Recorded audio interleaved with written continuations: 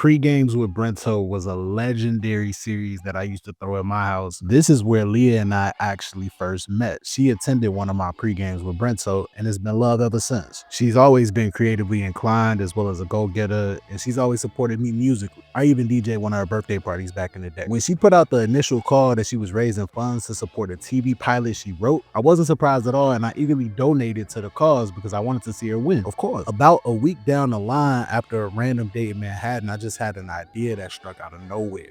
My mom had always mentioned that I should be doing jingles for TV commercials or TV shows or something in that capacity due to my background in music production.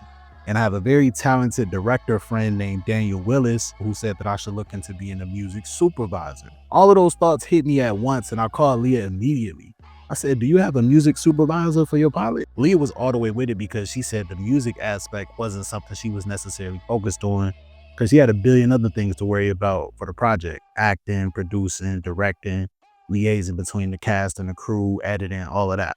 So she was delighted to have me on board, and I was happy that I had my first music supervisor project. So over the next few months, they shot and edited the project.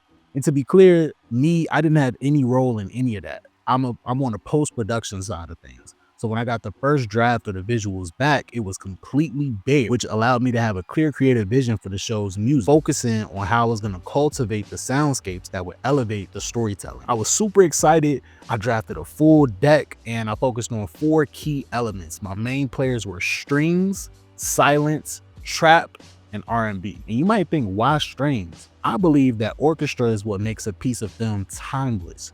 It is the reason why Disney relies on Hans Zimmer to score the classics we love, such as The Lion King. I never hear strings used in this way in TV, so I thought it would be a cool way to instantly differentiate this show from others and give it a movie feel. Silence is just as important as sound, so there were some spots where I intentionally left bare just so the main character's inner thoughts could take over. I put some trap in there because, I mean, we all love a good hood jam. We all know you can't tell a love story without R&B. So these are the 4 elements that I use. The challenge of licensing came up early.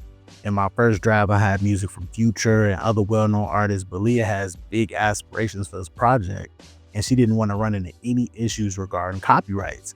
So as y'all know, I'm the Wall Street dropout, so I jumped straight into problem-solving mode. I explored a bunch of options like reaching out to artists and labels for permissions, but ultimately none of that panned out, and I opted to join a royalty-free music platform, and I dove into their catalog to find royalty-free alternatives that could still capture the essence of my original vision. This required reimagining some of the soundscapes I had in mind, but I still kept the key elements that I wanted, like the strings, the silence, the trap, and the R&B. So with these updates, I coordinated with Leah and the sound engineer, and we went over a bunch of drafts, ensuring the music seamlessly aligned with the visuals and the storytelling that we wanted to get across. And then we solved all of the logistical questions like credits and things of that nature. It was all a learning process because this was the first time all of us was going through this. So this red carpet event marked the culmination of all of our efforts, and it just symbolized the way that we can complete a project when we all put our minds to it and decide to finish. I feel like I have to replay it. Like a little bit ago.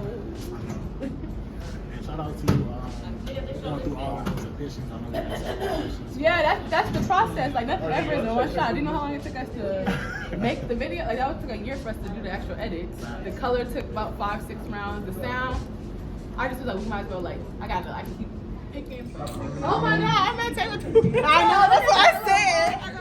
I said, Brent, you changed the course of like part of my 20s. I was sleeping on Leah couches when I was coming to New York. Like, what would I do? I never met you. Right? Brent started this music supervision. No, literally. He literally called me up like, Leah, what you doing on that? Nah, I made the call. I was like, yeah, sure, do it if you want to.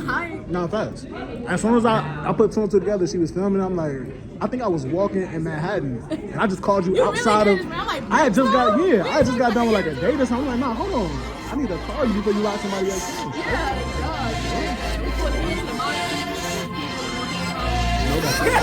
God.